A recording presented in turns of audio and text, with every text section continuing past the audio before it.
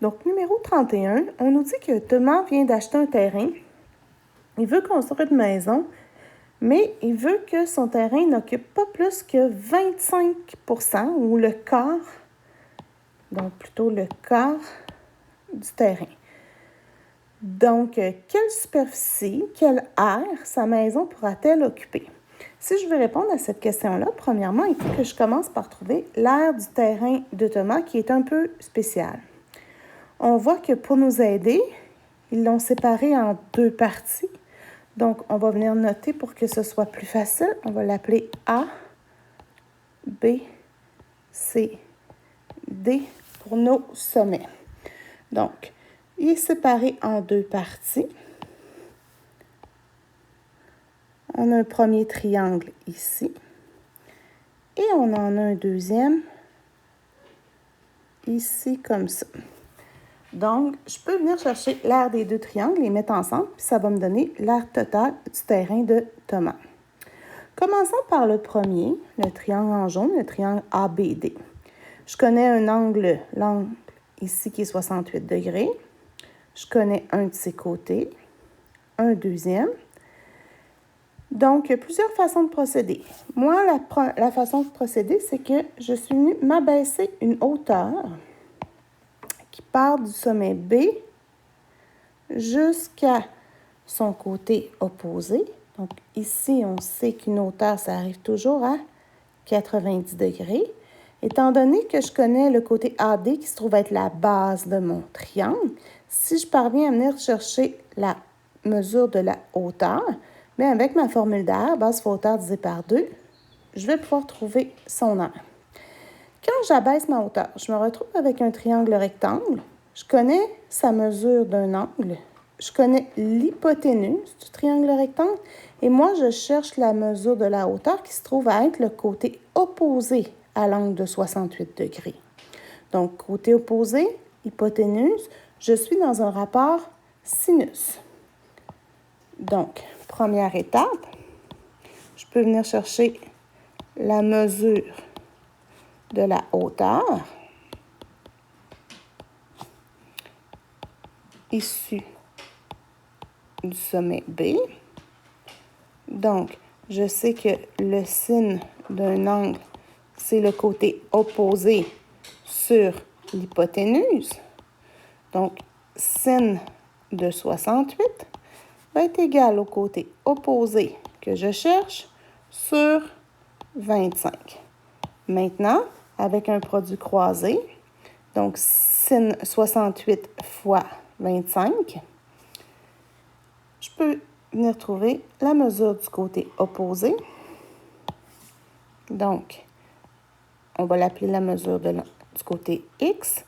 Donc, 25 fois sin 68, qui va me donner approximativement 23,18 mètres.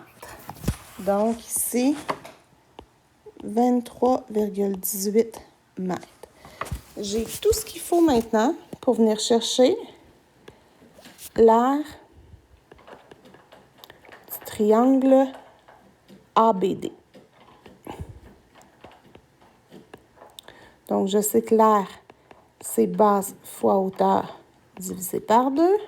Donc, mon 28 fois mon 23,18 divisé en 2, ça va me donner approximativement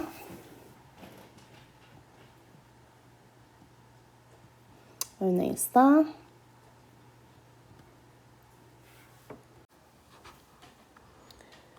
« 324,52 mètres carrés. Donc, ça, c'est pour l'aire de mon triangle ABD. Maintenant, je dois trouver l'aire du triangle BDC. Je connais les trois mesures de ces côtés. Donc, si j'utilise la loi de Héron qui me permet de trouver l'aire d'un triangle à partir des trois côtés, je vais être en mesure de trouver l'aire du triangle BDC. Donc, étape 4. 3, c'est-à-dire l'aire du triangle BDC. Pour trouver et rond, j'ai besoin du demi-périmètre, qui est le périmètre du triangle, donc 25 plus 22 plus 19. Tout ça divisé en 2, qui va me donner 33 mètres pour le demi-périmètre. Maintenant, si j'applique et rond,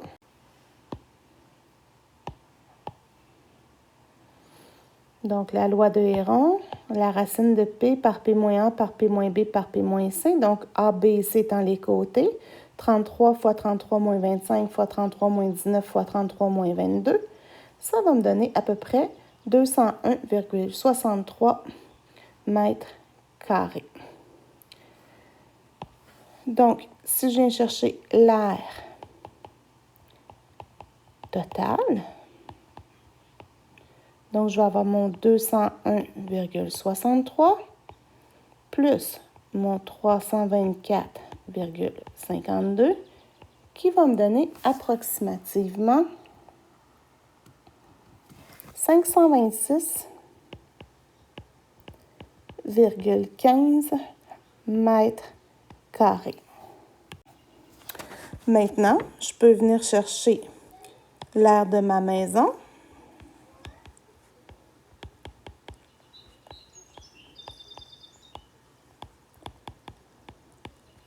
Parce que je sais que c'est le quart, donc 526,15 divisé en 4, ça va me donner approximativement 131,54 mètres carrés. Donc, l'air